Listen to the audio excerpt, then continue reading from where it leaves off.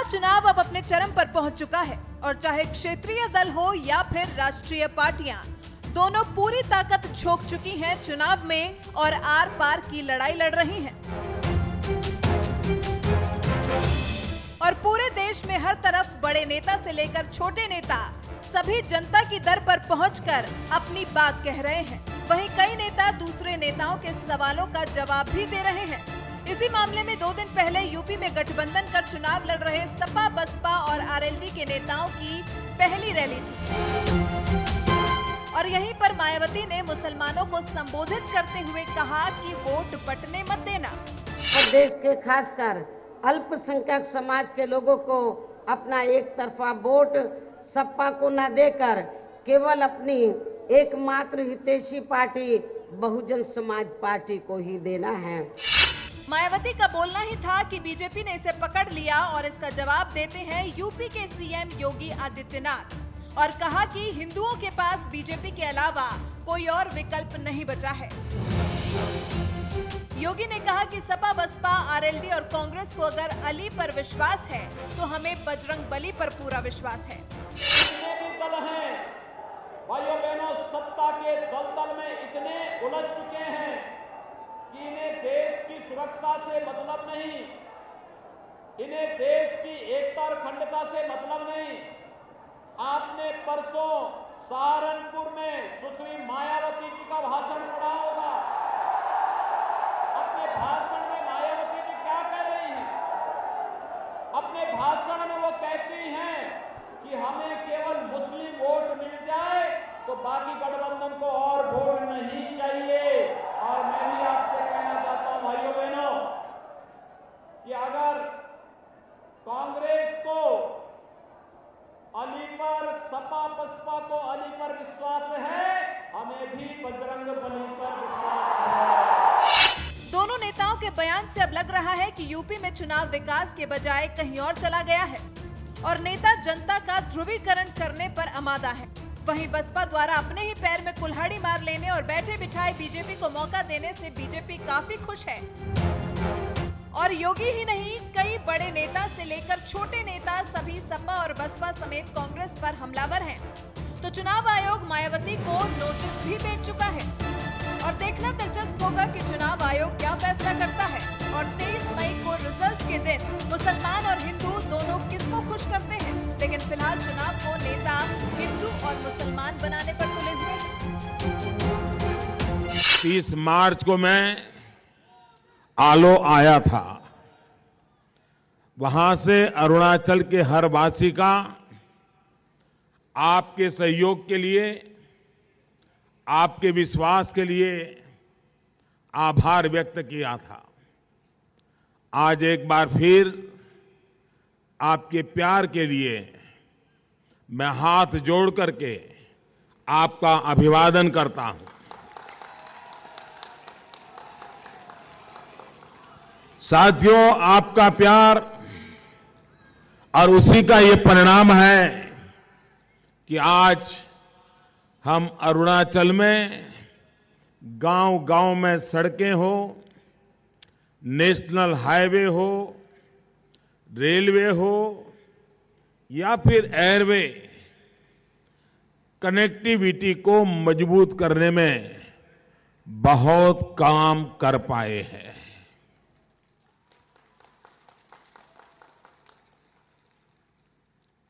आप मुझे बताइए, अगर आपका मुझे साथ न मिला होता तो ये काम मैं कर पाता क्या? अरुणाचल का भला हो सकता था क्या?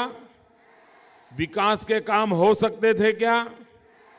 कनेक्टिविटी के काम हो सकते थे क्या? ये आपके सहयोग के कारण हुआ कि नहीं हुआ? आपको अच्छा लगा कि नहीं लगा? तेजू और पासीघाट में एयरपोर्ट, नहर लागून और गुवाहाटी के बीच चलने वाली अरुणाचल एक्सप्रेस, ऐसे अनेक प्रोजेक्ट आपके मजबूत विश्वास का ही परिणाम है।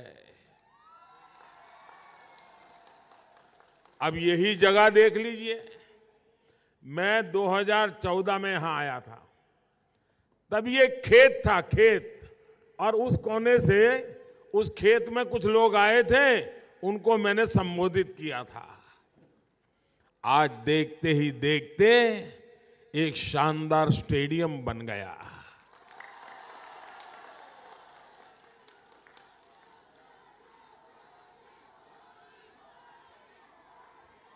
अब अरुणाचल से फुटबॉल के तगड़े खिलाड़ी निकलेंगे कि नहीं निकलेंगे? पासीघाट का नाम रोशन होगा कि नहीं होगा? आपने साथ दिया, तभी हम पासीघाट और ईटानगर को स्मार्ट सिटी के रूप में विकसित करने का बीड़ा उठा पाए हैं। आपके मजबूत विश्वास का ही नतीजा है कि आज अरुणाचल में शिक्षा और स्वास्थ्य को लेकर अनेक संस्थान बन रहे हैं। आपके विश्वास का ही परिणाम है कि आजादी के 7 दशक बाद अरुणाचल के सभी गांवों तक बिजली पहुंचा पाए हैं।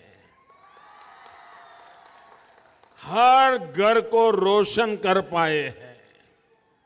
भाइयों और बहनों, ईटानगर और दिल्ली में विकास का डबल इंजन आप सब लोगों ने लगाया। इसी का परिणाम है कि आज विकास के नए रास्ते पर अरुणाचल चल पड़ा है। भाइयों बहनों, जिन लोगों ने 70 साल तक राज किया, एक परिवार ने 55 साल तक राज किया देश पर, लेकिन फिर भी ये कोई दावा नहीं कर सकते हैं कि उन्होंने हिंदुस्तान के सारे काम पूरे कर दिए हैं। मुझे तो 5 साल अभी होने बाकी है, तो मैं भला ये तो दावा नहीं कर सकता हूं कि मैंने सारे काम पूरे कर दिए हैं, लेकिन मैं इतना जरूर समाधान कर सकता हूं कि मैं हर चुनौतियों को चुनौती देने वाला इंसान हूं। मुश्किल से मुश्किल काम हाथ में लेने की तैयारी रखने वाला इंसान हूं, और जो काम हाथ में लेता हूं उसको पूरा करने के लिए जी जान से जुटा रहता हूं। आपने कभी सुना है कि आपका ये सेवक कभी छुट्टी पे चला गया? सुना है? कभी छुट्टी ली है? कभी आराम किया है? कभी मौज मस्ती में टाइम बिगाड़ा है? आप ही के लिए लगा हूं कि नहीं लगा हूं? 125 करोड़ देशवासियों के लिए लगा हूं कि नहीं लगा हूं? ये आपका आशीर्वाद है, आपका प्रेम है, जो मुझे दिन रात आपके लिए काम करने की नई ऊर्जा देता है। ट्रांसपोर्ट से ट्रांसफॉर्मेशन का हमारा संकल्प मजबूत है। अरुणाचल और नॉर्थ ईस्ट को ईस्ट एशिया का गेटवे बनाने का हमारा लक्ष्य है। नए अरुणाचल के लिए बीजेपी का विजन है संपर्क, संसाधन और सम्मान। इसी संकल्प को पूरा करने के लिए एक बार फिर आप सभी का आदेश देने के लिए मैं और मेरे तमाम साथी आज आप सभी के बीच आए हैं। मैं जरा पूछना चाहता हूं, क्या आप आपके इस चौकीदार से खुश है ना? खुश है ना? बराबर खुश है? ऐसे ही नहीं बोल रहे ना? आप मेरे युवा मित्र प्रेमा खंडू जी और अरुणाचल के लिए समर्पित कार्यकर्ताओं, चौकीदारों की, उनकी पूरी टीम के लिए खुश है कि नहीं है? सब खुश है? आपको संतोष है?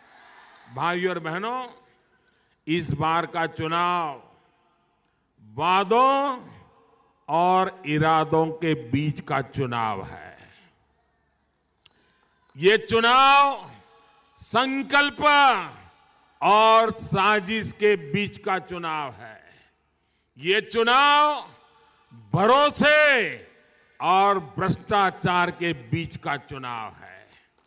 ये अरुणाचल नॉर्थ ईस्ट के विकास के लिए दिन रात एक करने वालों और दशकों तक अरुणाचल नॉर्थ ईस्ट की उपेक्षा करने वालों का चुनाव है।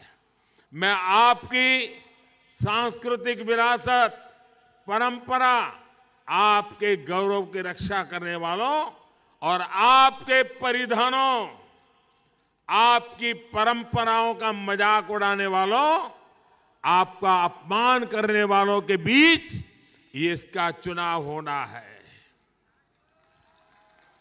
एक तरफ आपकी परंपराओं का अपमान करने वाले हैं और दूसरी तरफ आपकी सारी परंपराओं को गौरव के साथ स्वीकार करने वाला